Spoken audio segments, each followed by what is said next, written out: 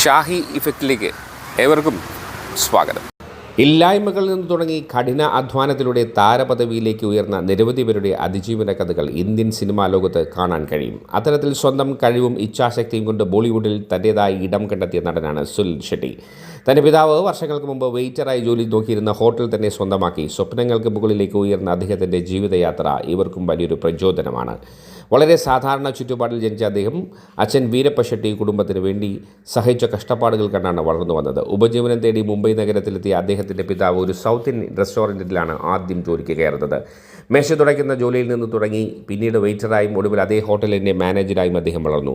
യാതൊരു പരാതികളുമില്ലാതെ രാപ്പകൽ കഠിനാധ്വാനം ചെയ്യുന്ന അച്ഛൻ്റെ ജീവിതമാണ് സുനിൽ ഷെട്ടിക്ക് ഏറ്റവും വലിയ മാതൃകയായത്. സിനിമാ ലോകത്ത് തൻ്റേതായ സ്ഥാനം ഉറപ്പിച്ചതിനു ശേഷം കോടികൾ വിലമതിക്കുന്ന കാറുകളോ വീടുകളോ സ്വന്തമാക്കുന്നതിന്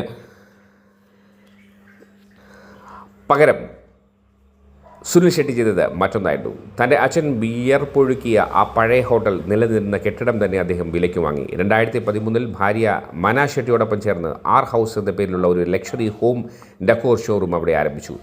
1943 തൻ്റെ പിതാവ് വെയിറ്ററായി ജോലി ചെയ്തിരുന്നത് ഇതേ കെട്ടിടത്തിലായിരുന്നുവെന്ന് ഷോറൂമിൻ്റെ ഉദ്ഘാടന വേളയിൽ അദ്ദേഹം തുറന്നു പറഞ്ഞിരുന്നു.